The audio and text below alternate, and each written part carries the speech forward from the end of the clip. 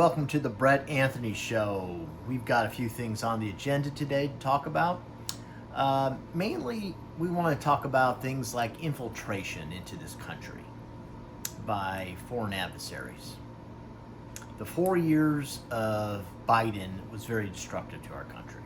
Here's some of the things that came out. A couple days ago, Director Kash Patel let us know on Truth that they have arrested 113 active spies from foreign countries. So active spies makes you think maybe there's inactive spies, but active spies, actively spying on us. And I'm sitting here and I'm thinking when I hear that, wow, that's how many people that Joe Biden let into this country. Just open the border and let them in.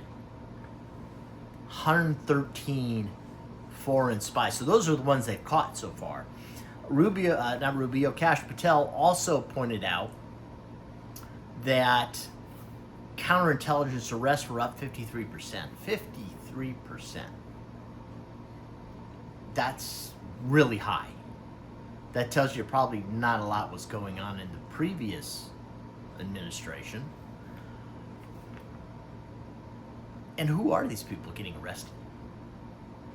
That's what I want. Who are these people getting arrested? We heard that thanks to Israeli intelligence, they reported that Iran was targeting Trump. And thank you, Israel, for letting us know that. Not a surprise, of course. But I'm going to tie this into the 113 active spies. Were any of those spies Iranian? Curious about that. Maybe we should know about that for obvious reasons, perhaps, just maybe it's classified. I get that. But my point is this. We were infiltrated to a large degree when Biden was, shall we say, acting president. We know the 2020 election was stolen. That's going to come out soon. And frankly, I think Trump should get a third term. I know that would be unprecedented, but you know, this is an unprecedented time. But a lot of things when I talk about infiltration, the spies that were caught, the targeting of Trump, I think that could be in this country. Maybe you have Iranian spies in this country. Hopefully they were caught. Maybe that's what Kash Patel is alluding to. But also, with these infiltration of not only spies, but of gang members that have been getting caught because of the Trump administration, whether they're from El Salvador or anywhere else in Latin America where they're getting caught and being deported. This is what happens when you allow infiltration into your country. You just allow unvetted people coming into your country. And part of the very damaging thing that the Supreme Court, which definitely has issues, allowing, upholding birthright citizenship when illegals come into this country and give birth. Now Trump is challenging that. He wants a rehearing on that. But here's part of the problem when you're dealing with a corrupt judiciary, whether it's the Supreme Court or whether it is local courts. And here's my big point today is why isn't there a law that would allow only naturalized citizens, people born in the United States, to be judges? Because right now we have judges who were not born in the United States. We have mayors like the one in New York City who was not born in the United States, and you're seeing the problem with that. Again, it's part of the infiltration. Whether they're outright communist or have a different kind of agenda, maybe it's a Sharia law agenda which runs counter to the United States Constitution and should not be allowed. And this is why I believe we should have a law that would, across the board, whether you're a mayor, whether you're a judge, doesn't matter, whether you're a city council member, you need to be born in the United States of America. We see Mondami, he mapped out New York City immigrant neighborhoods. Of course, he had Palestine in there. Big shocker there, right? But what did he leave out? He left out Jewish neighborhoods. He left out Italian neighborhoods. He left out Puerto Rican. And now what do these groups want to do? They want to circumvent the government, his government, Adami's government. They want to circumvent and run it. I have a feeling this is going to be a big issue. It's going to run into a lot of problems, and it's going to be a complete mess in New York City. You know what? We asked for it by allowing people who were not born in the United States to run for elective office. Because as we see with him, he's a proud communist. And he's just going to completely wreck New York City. It's already happening. So why are we allowing this infiltration?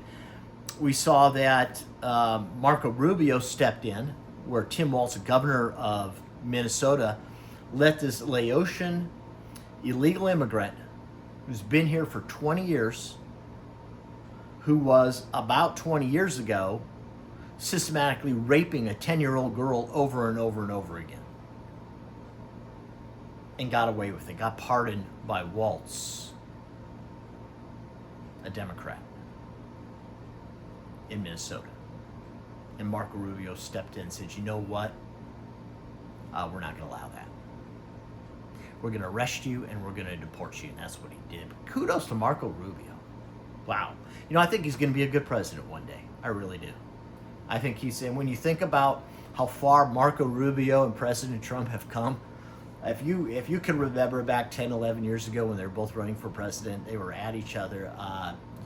If you said then that they would be in the same administration where one of them was president and the other one where he's basically the right-hand man, and so is Vance, but Marco Rubio keeps picking up different job titles. So when that happens at a company, and of course Trump was a successful business owner beforehand, so he knows that. He probably, when he had his business, he had people with various titles because they kept earning his trust and his respect and merited it by their performance on the job. And that's what Marco Rubio's doing. So he keeps picking up job title after job title after job title. And when he does things like this, make sure that this person who did this, if they're going to get pardoned, we at least are going to deport them out of the United States of America because they don't belong here. Neither does Madami. Neither does Omar. With Omar, there's the marriage to the brother. There's obviously issues with her immigration and whether it was done properly. And yet, not only is she here, but she's serving in Congress. And we have to ask ourselves, whose interests does she represent? Does she represent American interests, or does she represent Somalian interests? And I think it's the latter. And here again is infiltration. When we allow this is the damage that our country is reaping because these people are in the country and these people are in elective office. This is something that we need to see changed. I know the president likely wants it changed. It may take a while, but we're seeing justices, in some cases justices who were born in another country, doing damage to the Trump administration and what they're trying to do. And here again, these folks should not even be in elective office. And ultimately, it doesn't matter whether they're a Republican or Democrat. I really believe that we need to have it across the board, that only people born in our country should be allowed in elective office. You know, if I ended up going to Italy and I loved Italy so much and I wanted to be a citizen there, and they said, sure, you can be a citizen, and I go, you know what, maybe I want to run for city council, and they said, you know what, you're not, sorry, that's only for citizens. I'd have to understand that. It would make sense to me, because even though I do have some Italian heritage, I wasn't born there. I was born in the United States. So it works both ways, and I can understand that. So we're seeing what this infiltration is doing. Now, we saw what it did in Europe. We see that the issues that they're having. And we saw there was something that went viral about a Muslim in New York City talking about how they're going to come to every household. Well, I don't think that's going to happen. Why? because we have a U.S. Constitution. These other countries don't have that. We have a Second Amendment. And whereas years ago the Australians gave up their guns, we didn't give up our guns. The Democrats sure wanted us to give up our guns, have tried to make restrictions and have made restrictions in blue states, which I think is going to be overturned. But the main point is we haven't given up our guns. And that's why I think ultimately there isn't going to be some kind of Muslim jihad that's going to be successful in America. It's going to be stopped. Thank God, because our founding fathers gave us a U.S. Constitution, that First and Second Amendment. And that's mainly what I wanted to say today, is talk about the infiltration. Make sure that, and I've said this on the last show, it is so important this next midterm election that we win this, and we hopefully win it handily, not by 2 or 3 seats in the House and the Senate, but by hopefully 7, 8 seats in the Senate and 15, 20 seats in the House. We need to win this when President Trump needs a strong Congress behind him for these last couple of years that he's in office. And who knows? I saw in the July 4th celebration, there was a woman wearing a Trump 2028 hat. Hey, I'm for that. Who knows? We're in unprecedented times. Maybe that happens. We don't know. But get involved with your local Republican office. Volunteer, walk a precinct, do a phone bank. We need to win these midterms. It is so important. So please get out there and make sure you're helping your local Republican offices, your local Republicans running for office, because this midterm is so very important to us and the future of the United States. Thank you for joining the Brett Anthony Show today.